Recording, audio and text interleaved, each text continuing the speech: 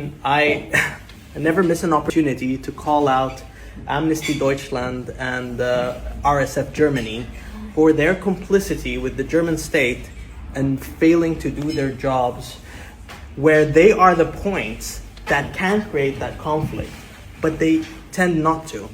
RSF did a horrible report on journalism, and they basically centered the biggest threat to freedom of press as the pro-Palestine protesters. They've ignored all police violence against journalists in one of two ways. One way, they say if they get something, it's like, oh, it's not verified. Or if they have a journalist send in something, they say, no, you're not a journalist, you're not under our mandate. So eventually the entire report, and this is very strange for any human rights framework, condemning protesters and protecting a government. That's not how it works. Every human rights violation, this is globally, is the responsibility of the state.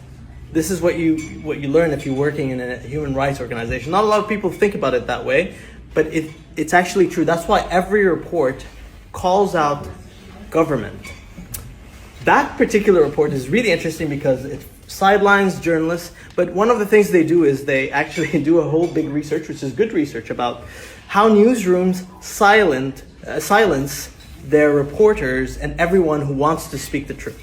So you have state-owned newsrooms and private-owned newsrooms silencing all their journalists, and the only ones that are left out there are the independent journalists and independent photographers, videographers to do that.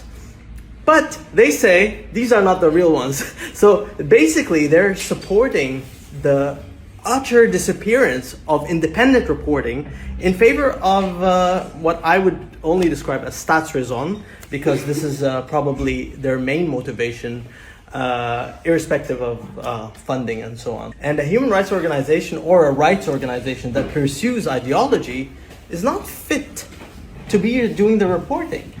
And forgetting RSF, all institutions in Germany that are charged with protecting people are not doing their job.